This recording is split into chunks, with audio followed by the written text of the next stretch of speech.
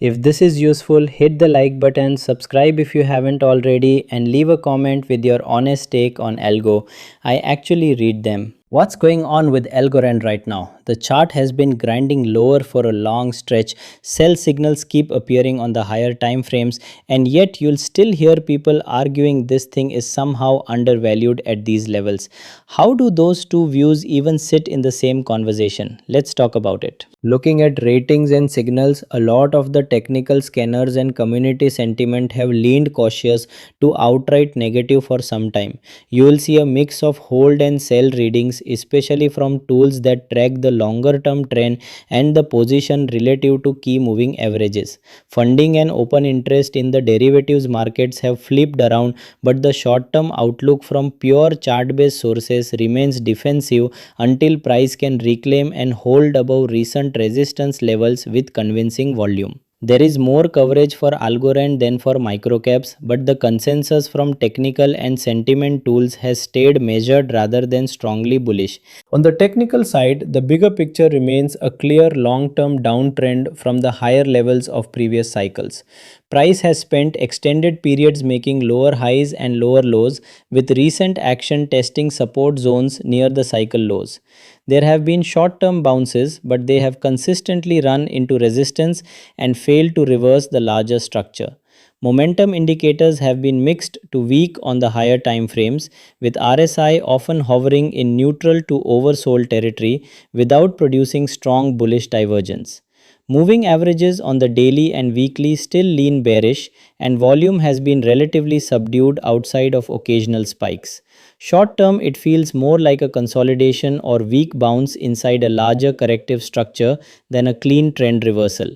You can argue there is some resilience showing up when price holds the recent lows, but the overall structure still looks heavy. Algorand is a layer 1 blockchain designed for high throughput, low fees, and finality measured in seconds.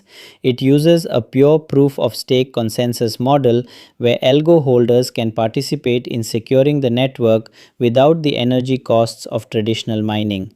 The project has focused on real world use cases, including payments, tokenization, and enterprise applications, with a long history of technical development and a relatively established ecosystem. The token sits around the top 60 to 70 by market cap, with a circulating supply approaching 9 billion out of a 10 billion maximum, and the price has been trading near the levels you're seeing after a multi year decline from its all time high. It's back in focus because of the recent price action near multi month lows, ongoing conversation around established L1s that have underperformed, and the simple fact that Algorand still maintains a dedicated community and development activity despite the long drawdown. Here's the real debate. Is Algo actually undervalued at these levels, or is this a value trap after years of underperformance? One side points to the technology, the pure proof of stake design, the focus on real world adoption, the relatively high circulating supply percentage, and the significant distance from previous cycle highs. They argue that if capital rotates back into established L1s with proven tech, and if Algorand can show stronger usage metrics, these levels could look reasonable in hindsight. The other side says look at the chart and the relative performance. Many competing L1s have captured more mindshare and capital over the same period. Volume and momentum have been soft for extended stretches, and the market has consistently treated Algo as a lower priority name.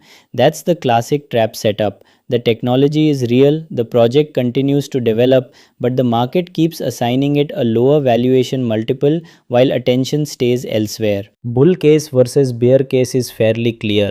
Best case, broader market risk appetite returns, Algorand shows measurable growth in usage or partnerships, and price manages to reclaim key resistance levels and start building a higher base. In that scenario, you could see a meaningful recovery toward previous intermediate highs over a longer horizon. Worst case is the opposite. Volume stays muted, relative performance continues to lag, and the downtrend simply grinds lower toward new cycle lows. In that scenario, the undervalued talk just becomes background noise while price continues to underperform. Retail often gets caught here. buying the undervalued blue chip L1 narrative while the larger trend remains downward or sideways. Risks are meaningful. Volatility is still present even at these levels. A broader risk of move in crypto or continued rotation away from mid-tier L1s can pressure the price further. Downside remains open if the recent support zone breaks and the downtrend simply continues. Retail traders love the long-term technology and sleeping giant story and end up holding through multi-month or multi-year underperformance. Liquidity is better than microcaps but still thinner than the very top names, so larger moves can still happen quickly.